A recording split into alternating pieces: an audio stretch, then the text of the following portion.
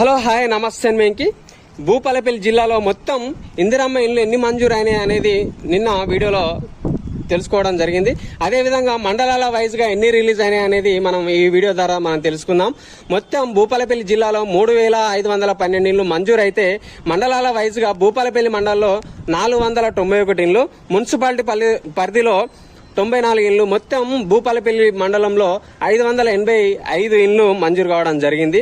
అదేవిధంగా చిట్యాల మండలంలో 431 ఇళ్లు, గణపురం మండలంలో 564 ఇళ్లు, గోరుకొత్తపల్లిలో 302 ఇళ్లు మంజూరు కావడం జరిగింది.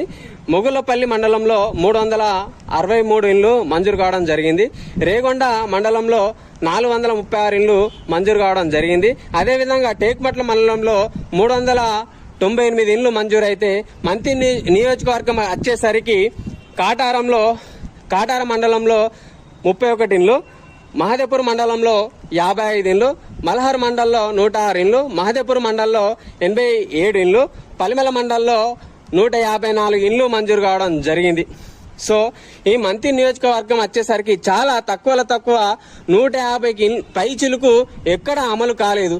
గణపూర్ మండలంలో భూపాలపల్లి జిల్లాలో 300 పైన ఇళ్లు మంజూరైతే మన మంత్రి నియోజకవర్గానికి వచ్చేసరికి చాలా తక్కువ ఇళ్లు మంజూరు కావడం జరిగింది. అక్కడ పేదవాళ్ళు లేరా? అదే బీఆర్ఎస్ ప్రభుత్వంలో పుట్టమది ఉన్నప్పుడు కూడా 3 ఎకరాల భూమి విషయంలో కూడా అలానే జరిగింది. ఇప్పుడు ఇందిరమ్మ ఇళ్ల విషయంలో కూడా ఇప్పుడు కాంగ్రెస్ ప్రభుత్వంలో ఐటీ శాఖ మంత్రి దుద్దిల శ్రీధర్బాబు ఉన్నాడు. ఇప్పుడు ఇందిరమ్మ విషయంలో కూడా అదే అన్యాయం జరుగుతుంది. సో అక్కడ భూపాలపల్లి మంత్రి నియోజకవర్గంలో పేదవాళ్ళు లేరా? గమనించాలి. ఈ కాటారం, మహాదేపూర్, మహాముత్తారం, మల్హార్, పలిమెల మండలాల్లో చాలా అన్యాయం జరుగుతుంది. సో అక్కడ పుట్టమధు ఉన్నాడు. అదే విధంగా ఐటీ శాఖ మంత్రి దుద్దిల శ్రీధర్ బాబు గారు మంత్రిగా వ్యవహరిస్తున్నారు. ఆ మండలాలకి 5 మండలాలకి చాలా అన్యాయం జరుగుతుంది. బీఆర్ఎస్ ప్రభుత్వంలో కూడా పుట్టమధు ఉన్నప్పుడు చాలా అన్యాయం జరిగింది. అదే విధంగా కాంగ్రెస్ ప్రభుత్వంలో ఉన్నప్పుడు ఈ ఐటీ శాఖ మంత్రి దుద్దిల శ్రీధర్ బాబు ఉన్నప్పుడు కూడా చాలా అన్యాయం జరుగుతుంది.